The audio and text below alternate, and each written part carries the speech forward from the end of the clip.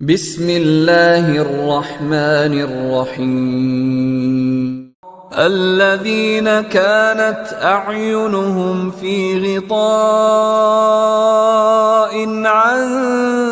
ذكري وكانوا لا يستطيعون سمعا أفحسب الذين كفروا أن يتخذوا عبادي من دوني أولياء إنا أعتدنا جهنم للكافرين نزلا قل هل ننبئكم بالأخسرين أعمالا الذين ضل سعيهم في الحياة الدنيا وهم يحسبون أنهم يحسنون صنعا أولئك الذين كفروا بآيات ربهم ولقائه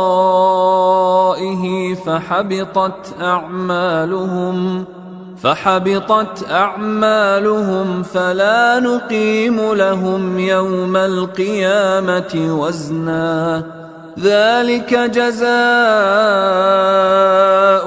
جهنم بما كفروا واتخذوا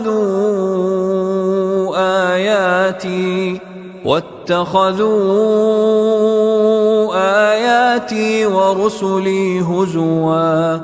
إن الذين آمنوا وعملوا الصالحات كانت لهم جنات الفردوس نزلا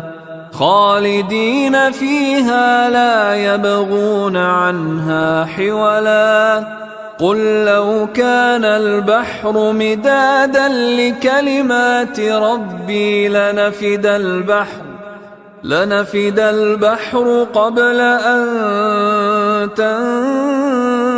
تنفد كلمات ربي ولو جئنا بمثله مددا قل إنما أنا بشر مثلكم يوحى إلي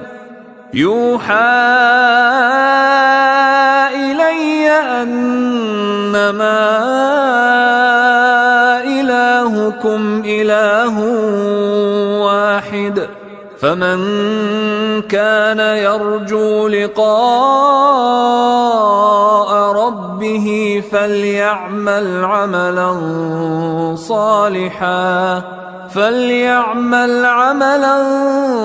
صالحا ولا يشرك بعبادة ربه أحدا.